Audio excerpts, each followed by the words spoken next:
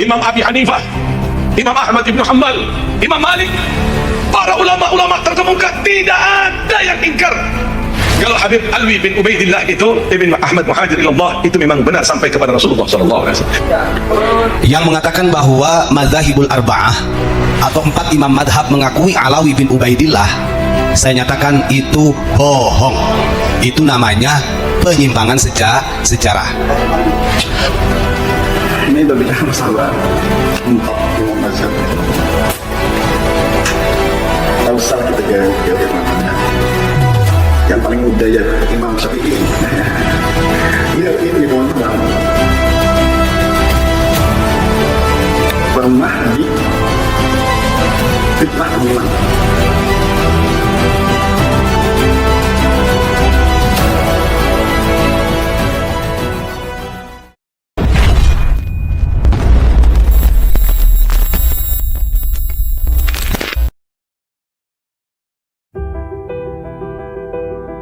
Lagi dan lagi, doktrin para oknum Ba'alwi yang sangat berlebihan mengatakan bahwa 4 imam mazhab mengakui adanya Ubaidillah.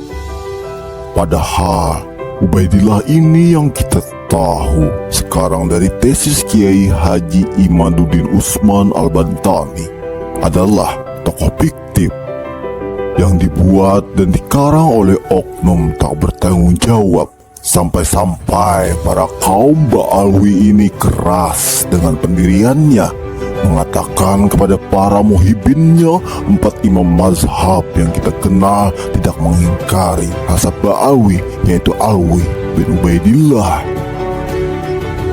Ini sama saja mendoktrin para muhibinnya, seakan-akan 4 imam mazhab itu sejaman dengan Ubaidillah.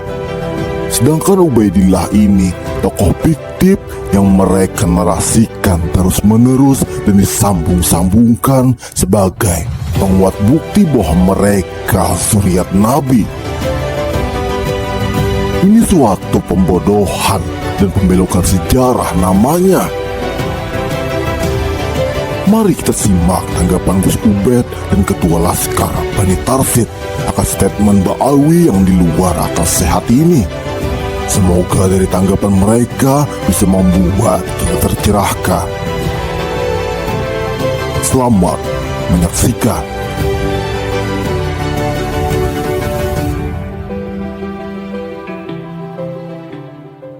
Para hadirin, para jamaah yang dimuliakan Allah Subhanahu wa taala, untuk menjelaskan apa yang disampaikan oleh Habib Muhdar, ya. Saya barusan tanya sama Gus Ilyas, siapa sih Habib Muhdar itu? Ternyata dia adalah putranya Habib Soleh Tanggul, yang mengatakan bahwa Madzhabul Arba'ah atau 4 imam madhab mengakui Alawi bin Ubaidillah. Saya nyatakan itu bohong. Itu namanya penyimpangan sejarah. Kalau kita lihat dalam catatan Ba'alawi, Alawi bin Ubaidillah ini dia wafat tahun 410 Hijriah.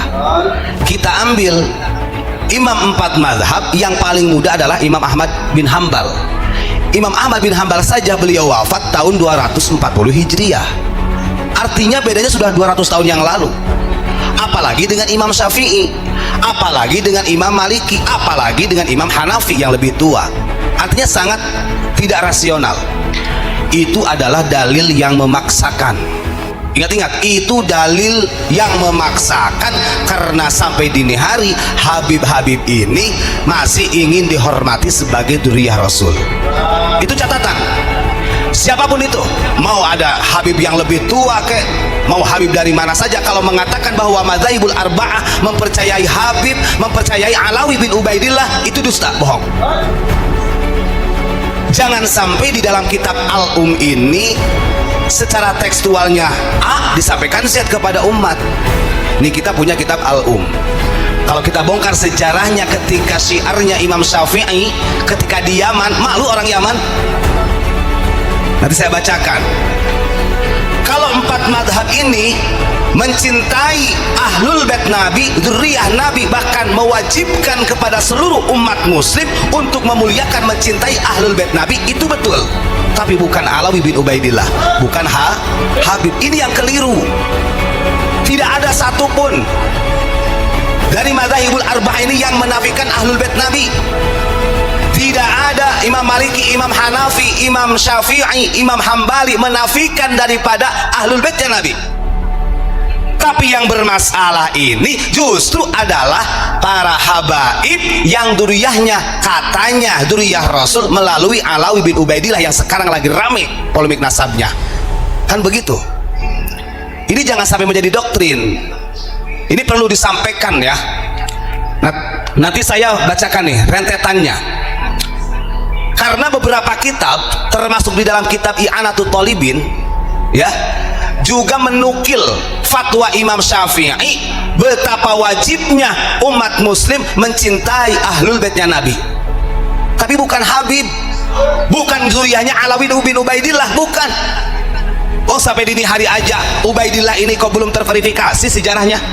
Yang katanya Ubaid, kemudian Abdullah ditasgir jadi Ubaidillah, sembah lah. Kita nggak tahu itu. Kan begitu. Nih, sejarah akan membongkar bagaimana Imam Syafi'i ketika beliau rihlah berada di daerah Najran.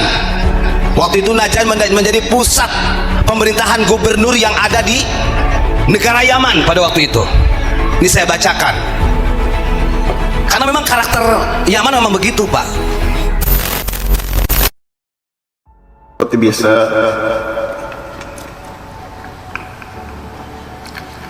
saya tidak pernah bosan-bosannya untuk memperingatkan teman-teman semua para pejuang nasab yang ada di Kalimantan dan Selatan, jangan pernah putus asa untuk menyuarakan kebenaran. Dan juga buat teman-teman yang ada di luar pulau sana, mudah-mudahan teman-teman semua juga seperti Bang Jamie, selamat siang Bang, dan lain-lain yang tidak bisa saya sebut satu persatu namanya di sini. Mudah-mudahan semua teman-teman selalu semangat dan jangan putus asa untuk menyuarakan kebenaran. Ini berbicara masalah 4 imam mazhab nih teman-teman. Tahu salah kita jauh ya teman-teman ya. Yang paling muda ya Imam Syafi'i.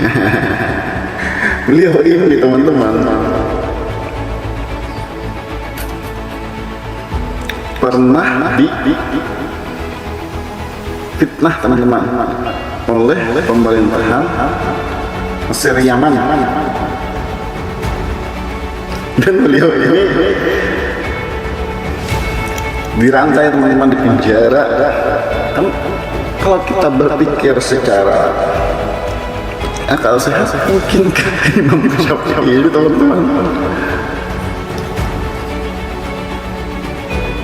menyatakan kesahihan masa orang-orang ini teman-teman. Aduh, ini nggak usah kalau kita bahas sedih ini. Tetapi ini agak sangat membagongkan teman-teman. Oke, kita kembali kepada pokok permasalahan, bahwa kita semua ini berjuang untuk kedepannya agar anak cucu kita di masa yang akan datang bisa mengetahui yang mana sejarah yang benar dan yang mana yang dibelokkan. Walaupun apa yang kita bicarakan ini dianggap salah ya teman-teman, tetapi kita mempertahankan ini, memperjuangkan ini demi masa depan anak cucu kita, agar kedepannya mereka itu benar-benar bisa membedakan yang mana yang salah dan yang mana yang benar, dan mereka kedepannya bisa mengikuti ulama-ulama kita yang benar-benar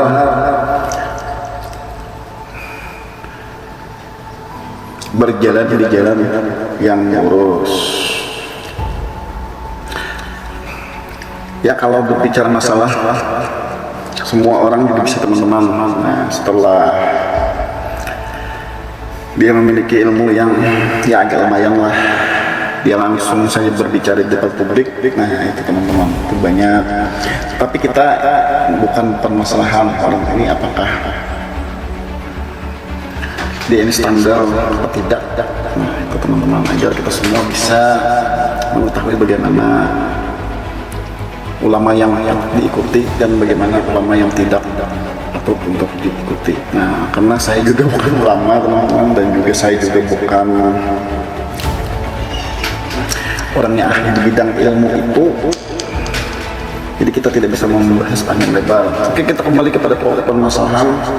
Saya Ahmadi selalu memberikan semangat kepada teman-teman semua yang berjuang mati-matian untuk mempertahankan keutuhan bangsa dan negara kita ini dari orang-orang yang ingin membelokkan sejarah dan memalsukan kuburan dan lain-lain.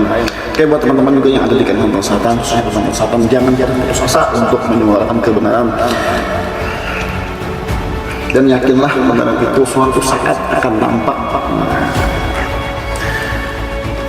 Jadi kita jangan pernah putus asa. Nah itu meskipun apa yang kita bicarakan ini dianggap salah oleh orang-orang itu banyaknya, tapi kita yakinlah teman-teman bahwa apa yang kita sampaikan ini insya Allah akan memberi sedikit dampak, walaupun sedikit ya teman-teman, pada masyarakat agar bisa membuka akal dan pikirannya untuk mengetahui sesuatu yang mana yang patut diikuti dan yang mana yang tidak.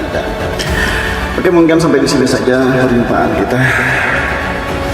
Kemudian kita berjumpa lagi di lain kesempatan. NKRI harga mati. Assalamualaikum warahmatullahi wabarakatuh.